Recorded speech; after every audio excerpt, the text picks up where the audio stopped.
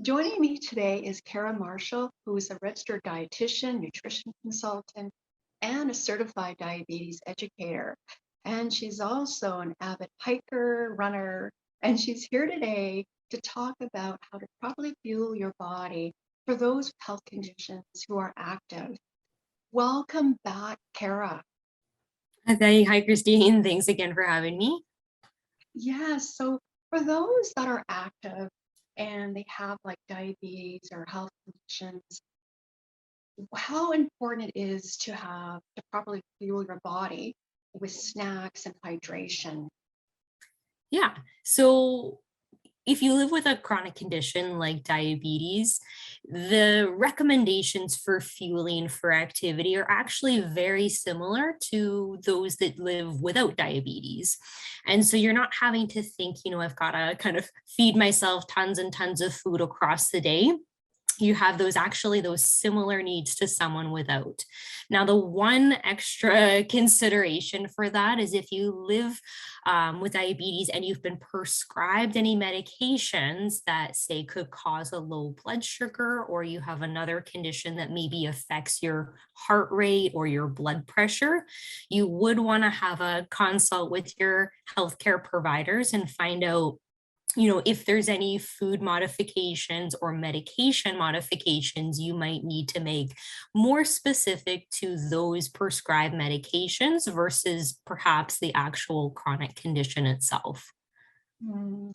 So check your blood glucose levels, right? You want to bring that with you. Is that correct? If Yeah, you are, absolutely. If you live with diabetes and you've got a blood sugar meter, or maybe you're wearing a sensor so you can do the scanning or see your continuous glucose reading, you do want to be checking your blood sugar more often.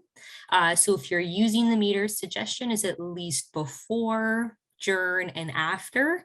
The journey is maybe a little less important if it's a short duration activity, but definitely if you're, say, going for a hike or a snowshoe or a longer cycle, it's a good idea to kind of keep an eye on where the levels are, and then you can take action accordingly.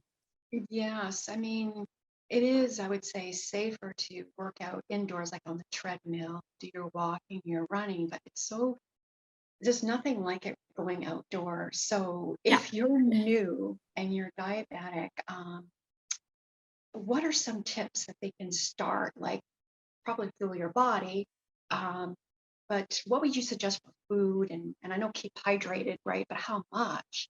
Yeah.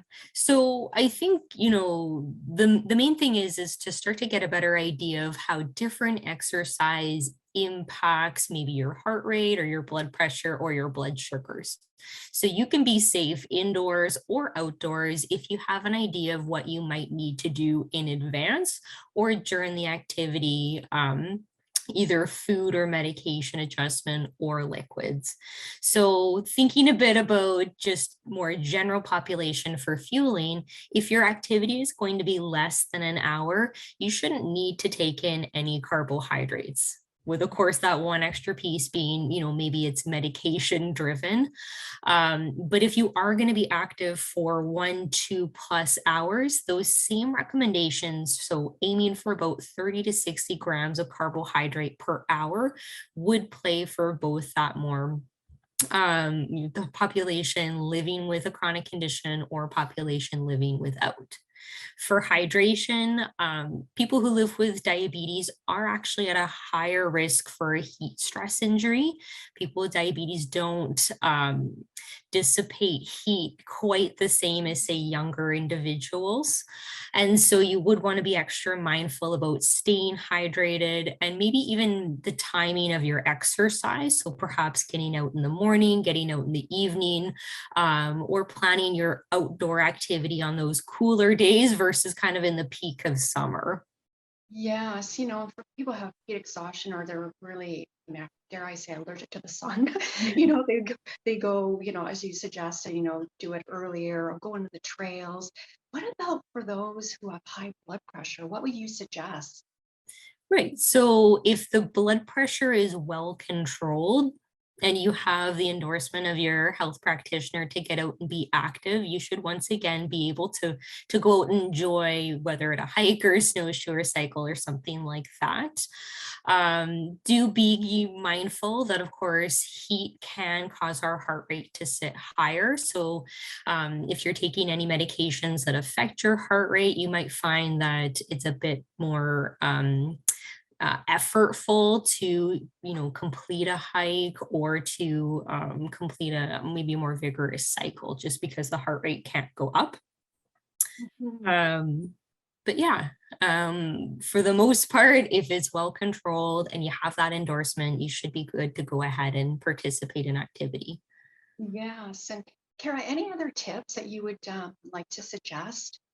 Yeah, so going back to that idea of hydration, and of course, as we head into perhaps some warmer weather, um, two kind of great tips to combat the heat. So one is consider some calorie-free electrolytes to add in. So that's something like a noon tablet, like their daily hydration, or Gatorade has their G0 or something similar to that type of product.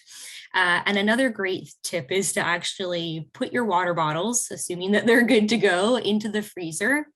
And you can actually freeze your liquids the day before. And so then when you're out on the trail, you're going to have that nice chilled beverage, maybe a little bit of a slushy consistency.